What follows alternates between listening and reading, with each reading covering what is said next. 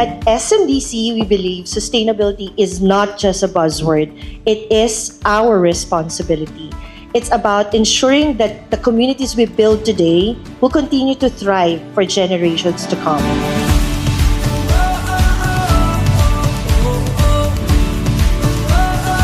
And let me talk about our landscapes.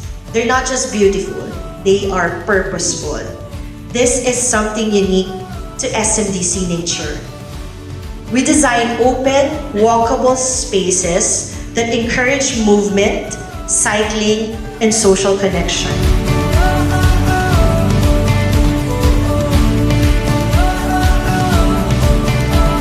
It's not just the walls or the amenities or the interior design.